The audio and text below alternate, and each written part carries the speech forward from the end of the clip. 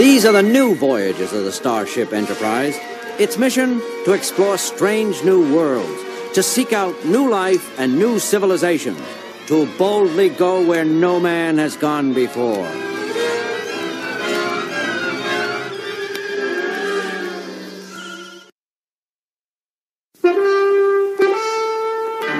Captain's log, stardate 5470.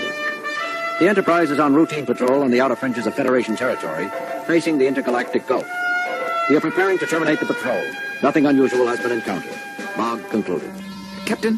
What is it, Mr. Sulu? I'm picking up all kinds of powerful radiation at extreme detector range. What kind of radiations, Lieutenant? I don't know, sir. Some of it's identifiable, and the rest resembles nothing I've ever seen before in my readouts. Check them yourself. Lieutenant Sulu is quite correct, Captain. The concentration of violent energies is extraordinarily intense. It resembles no natural phenomenon. Heading, Mr. Sulu?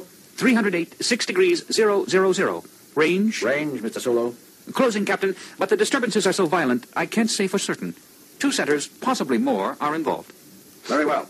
Change course to intercept. Lieutenant Uhura, sound yellow alert. Aye, Captain. Bridge to engineering. Engineer, Scott here, Captain. Scotty, we're heading for a violent energy disturbance of as yet unidentified origins. We may have to do some jumping about. Stand by. Ready back here, sir. Good. Bridge out. Range is still considerable, sir. Full power on the long-range sensors, Mr. Sulu. Widescreen if possible. Working on it, sir. We're getting something.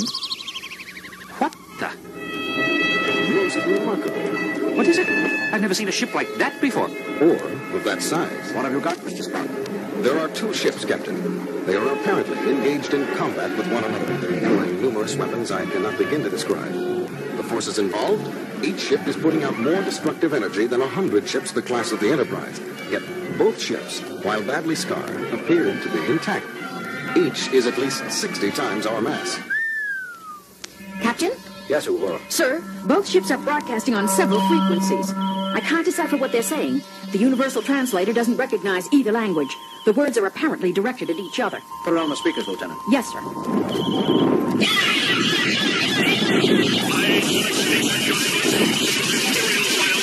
Lower the volume. Keep it on the speakers, Lieutenant. Spock, how are you coming with identification? Nothing in records yet, Captain. Still processing. Intruder, identify thyself. Uhura, give me a reply frequency. Ready, Captain. This is Captain James T. Kirk of the USS Enterprise. Who are you? Where do you come from? What dost thou represent? The United Federation of Planets and its allied peoples. I repeat, who are you? I am the Red Worm, 333rd Super Dreadnought of my class, built by the unified Dre peoples. There is nothing in my computer banks of a United Federation. Therefore, I must assume you are unneutral. For God's sake, Jim, confirm that we are neutral. It has been assumed, Doctor. Didn't you hear? Yes, but I don't want that thing to forget it. It's the biggest warship I ever saw. Except for the one it's fighting, of course. What's it? What's it? Identify yourself immediately! Uhura, did we just do that? This is a different frequency, Captain. The call is coming from the other ship. This is James Kirk, commanding the USS Enterprise, United Federation of Planets. We are neutral. Impossible! I, renderer of the Next Empire, have declared that all who are not allied with me are friends of the unmentionable Dre peoples! Sorry, but we really are neutral. We have nothing to do with either the Dre peoples, as you call them, or the Next Empire. Spock, what have you got on those 2 stellar civilizations? I've never heard of either of them. Working on it, Captain. You must listen to me, or if you... I call on you to surrender your... Signals have faded out, Captain. They appear to have forgotten us already. They're fully occupied trying to destroy each other. And I have information on both groups. What is it, Spock? Where are they? They are no longer anywhere, Captain. According to mythological records, both races have been extinct in our galaxy for over 150,000 years. And know thou that I shall fight for another 150,000 or 150 million until the last remaining vestige of the blasphemous Nax are eliminated from existence. Where are your officers? Who am I speaking to? Which member of the crew? Crew? Officers? We of the Nax carry on for our builders and masters! No less we of the Dre, infidel. Speak of that, Mr. Spock. I think there can be no doubt, Captain, as there is nothing in the records to indicate that either race was immortal. We must surmise that the crews of both ships have been dead for at least 150 millennia, and the war has been carried on all this time by the computer minds of these 2 ships. Incredible.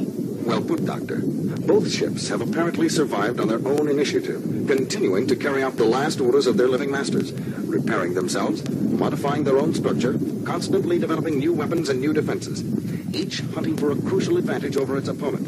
Yet it seems they are evenly matched. Oh, very interesting, Mr. Spock, but at the moment I'm more concerned about their present course. If they keep traveling in the direction they are now, they'll enter densely populated Federation space within a few days. They've elected to regard us as neutral. For now, they may not treat other Federation shipping, the Federation world, so politely. Uhura, give me dual broadcast frequency for both vessels.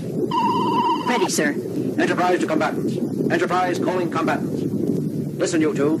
You can reduce each other to Masons if you want. But can't you do it somewhere else? You're headed... A challenge! You would dispute my position? No. Forget what I said. Spock, what are we going to do? These two are so involved with each other, they've lost the ability to trust anyone else. But we have to turn them somehow. Maybe if we could discover the reason behind the fighting, we could mediate for them, Jim.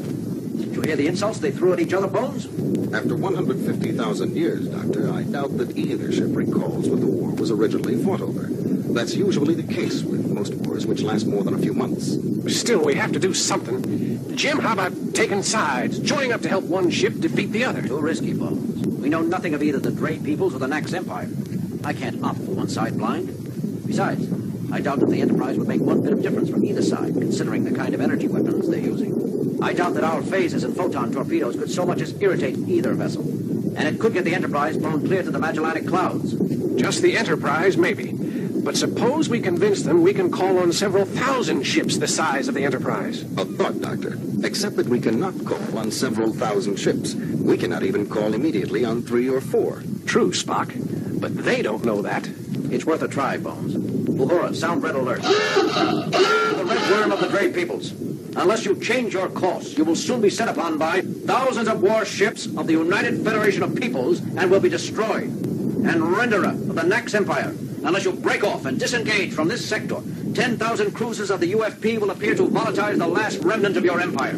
Sacrilegious interloper! Enemy of its Imperial Majesty, I have been deceived. Captain, both ships are changing course. Mr. Sulu, emergency overdrive, warp 8. That was close, Captain. They both fired at our former position. With their minor batteries.